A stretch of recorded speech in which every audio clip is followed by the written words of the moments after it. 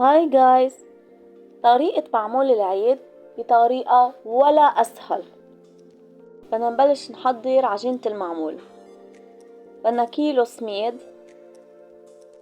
وبدنا مقابيرون كيلو طحين فرخة. بدي زدلن 500 جرام من السمنة البقرة الحلوب، وإذا مش موجودة ما بيأثر، فيكن سمنة تانية، أي سمنة موجودة.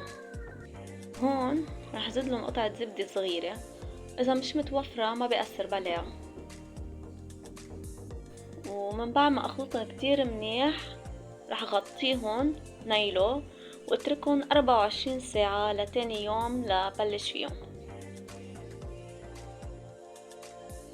هلأ من بعد 24 ساعة بدنا نكفي عجينة المعمول. هلأ رح زدلها كباية سكر، ملعقة صغيرة من جوز الطيب، يعني ملعقة قد الشاي، ملعقة الشاي. بدي زدلها ملعقة صغيرة من القرفة،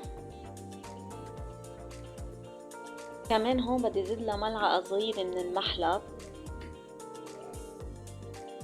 هون بدي زيد ملعقتين صغار من الخميرة، فيكن ما تحطوا خميرة وفيكن تحطوا، بس الخميرة بخليها ما تنشف.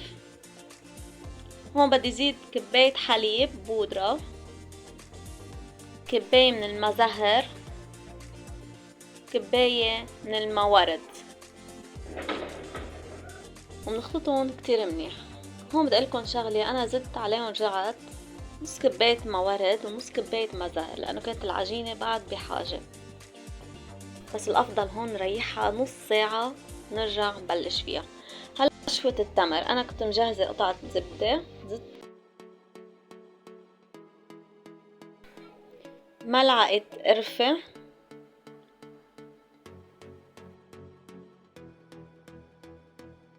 هحط ملعقة لانه نزل شوي، يعني قدر ملعقتين، وملعقتين ما زهر.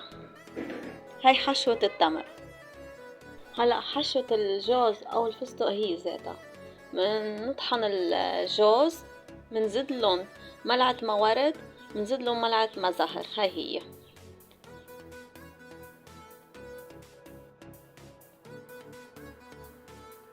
المعمول بدي رش عليه سكر بودرة بس هو سخن، مش هو بارد، هو سخن.